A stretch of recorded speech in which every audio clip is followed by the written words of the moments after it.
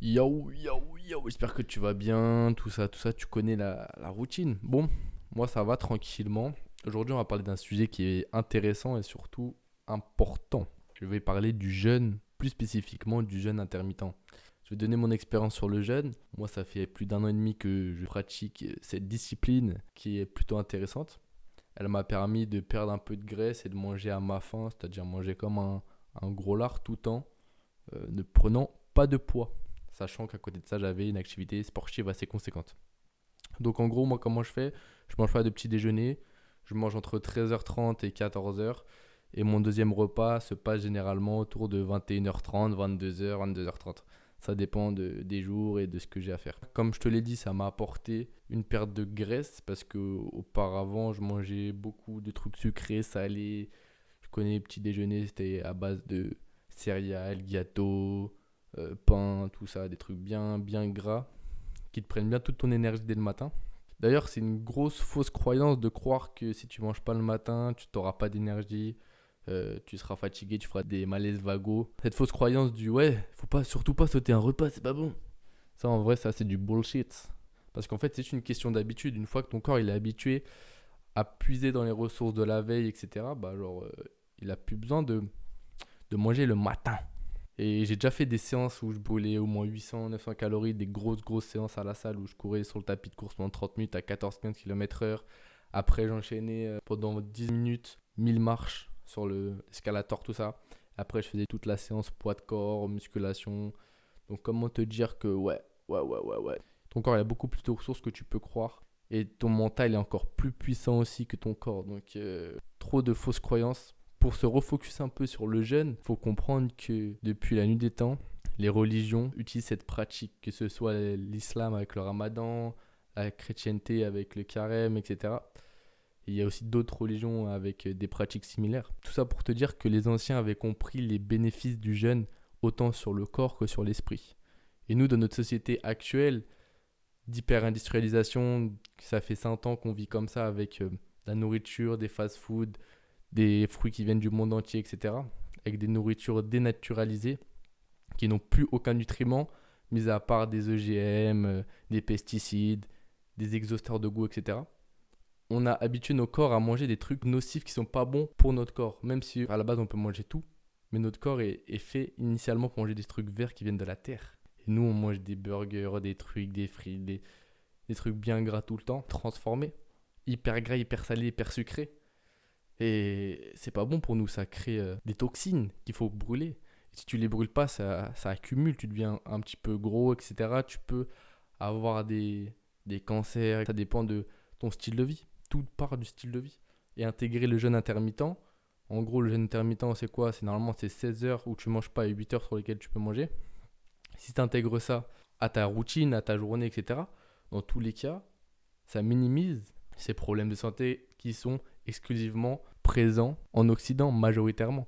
Et pourquoi ça arrive en Occident? Tout simplement parce que nous, on mange beaucoup de céréales, on mange beaucoup de viande, on mange beaucoup de fromage, de produits laitiers. Et ça inflamme le corps, le système immunitaire devient faible. On mange tout le temps, du coup, on ne laisse pas notre corps se reposer, etc. Il utilise toute son énergie pour la digestion. Et ça fait que t'es ballonné, t'as des flatulences, tout ça. T'as capté? Et ça, c'est dû à comment t'associes tes protéines et comment tu gères tes repas. Mais ça, faut l'apprendre par soi-même parce que si tu suis la télé, les informations mainstream, on dira que Les produits laitiers sont nos amis pour la vie. les produits laitiers c'est bon pour la santé, il faut pas sauter de repas, manger de la viande c'est pas forcément bien. Enfin bref, il y a plein de stéréotypes qui sont faux. Il y a plein d'informations qui sont aussi fausses. Et ça se prouve, hein. Vous regardez la consommation et le nombre de maladies en corrélation avec les pays africains, asiatiques, occidentaux, et vous voyez la différence en termes de consommation de médicaments, en termes de maladies, de cancer, etc. On est les champions du monde. Pour rentrer un peu plus dans le détail de manière scientifique, il y a 3 études que je vais vous partager qui permettent de vraiment prouver ce que je dis, même si ça fait plusieurs années maintenant que c'est démocratisé, qu'on sait que le jeûne a vraiment des bénéfices sur le corps et sur l'esprit aussi. Mais pour les plus dubitatifs d'entre vous, je vais vous montrer les 3 études mondiales qui prouvent les bénéfices du jeûne et du jeûne intermittent. Bon bref, du coup, on se retrouve sur mon ordi. Il y a 3 études qui ont été menées ces dernières années qui sont évocatrices et qui ont relevé des choses intéressantes concernant le jeûne ou le jeûne intermittent. La première étude qui est intéressante, c'est celle publiée en 2014 par la revue Call Metabolism. Du coup, cette étude, elle prouve que le jeûne intermittent est bénéfique pour les personnes ayant un diabète de type 2 et permet d'améliorer leur métabolisme. Donc, je ne sais pas si vous vous rendez compte, le nombre de personnes qui ont des diabètes et comment juste le fait de faire des jeûnes intermittents peuvent améliorer leur état de santé.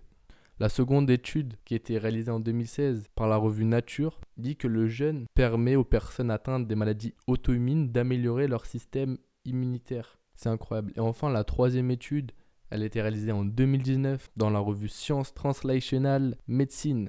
Et cette revue, elle nous dit qu'elle améliore le traitement des cancers et des cellules cancéreuses après 48 heures de jeûne par la personne atteinte du cancer. En gros, ça veut dire quoi? Que les personnes qui ont été opérées d'une chimiothérapie et qui ont réalisé un jeûne de 48 heures avaient beaucoup plus de chances de réduire toutes ces cellules néfastes du cancer, comparé à une personne qui n'avait pas fait ce jeûne. Donc on peut voir que le jeûne et le jeûne intermittent ont des bienfaits qui sont prouvés de manière scientifique.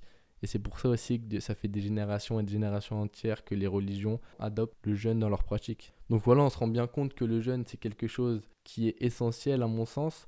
Quand on regarde la nature, tous les animaux sont en période de jeûne lorsqu'ils ont une maladie ou qu'ils doivent se remettre d'une blessure. Ils arrêtent de manger pour consacrer toutes les énergies de leur corps au rétablissement ou à la guérison.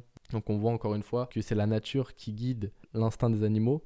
Et nous, on n'a fait que suivre la nature avec les religions. Malheureusement, aujourd'hui, on ne suit plus ces tendances de jeûne, etc. Mais on voit encore dans la nature, avec tout ce qui est l'hibernation des animaux, pendant X temps, ils hibernent, ils ne mangent pas. Ils ont fait des réserves et ils mettent leur corps en veille, histoire de se reposer et ne pas utiliser leur système digestif. On est les seuls, encore une fois, mammifères à ne pas faire de jeûne sur cette terre. Parce qu'il y a des lobbies, parce qu'il y a des marchés qui vaut des milliards. Et que c'est plus rentable de faire manger les gens tous les jours, tout le temps, 3 ou 4 fois par jour, avec des goûters, des apéros, des petits déjeuners, tout. Finalement, c'est la rentabilité qu'on vise et non la santé des êtres humains. Au-delà de ça, si on peut rendre les gens malades, ça veut dire qu'après, on peut leur fournir de quoi les guérir, donc c'est encore mieux. Bref, je vous invite à tester le jeûne et voir si ça vous apporte des bienfaits. Mais globalement, le jeûne, ça permet d'avoir un système immunitaire plus fort, de brûler les graisses, d'avoir plus d'énergie et de soigner toutes les cellules néfastes de votre corps pour se mettre en mode pyrolyse, histoire de brûler tout ce qui est toxine et de remettre à zéro la machine pour qu'elle soit toute propre, toute nickel. Voilà grossièrement ce qu'est le jeûne et il faudrait qu'on l'adopte tous. Il y en a qui l'adoptent avec le ramadan, etc. Mais c'est pas la même chose, vu qu'ils font des jeûnes de 24 heures. Après oui, c'est déjà bien. Mais il faudrait encore qu'on l'intègre dans notre manière de soigner les personnes. D'avoir plutôt une hygiène de vie irréprochable que avoir 5, 10, 15 boîtes de médoc qui au final répondent juste à la superficialité du problème et non à la source même qui est l'alimentation dans la plupart des cas. L'alimentation et l'hygiène de vie. Bref, j'espère que vous avez kiffé la vidéo. N'oubliez pas de vous abonner, liker, partager la vidéo aux personnes qui ont peut-être des maladies auto-immunes et qui ne connaissaient pas ce remède. Il y a des centres de jeûne partout en France, partout dans le monde. Les milliardaires, les personnes de la haute qui connaissent tout ça, bien sûr, font des périodes de jeûne. C'est seulement les gens qui n'ont pas les informations qui subissent encore une fois le système. Donc je vous invite à vous intéresser au sujet. Ne prenez pas mes paroles comme acquises. Vérifiez par vous-même les sources. Je vous mettrai en description les liens des études et il y en a des tas et des tas qui prouvent cela. Sur ce, je vous souhaite une agréable soirée ou journée. Ça dépend à quelle heure vous me visionnez. Prenez soin de vous et de vos proches. C'était Flavian. Ciao.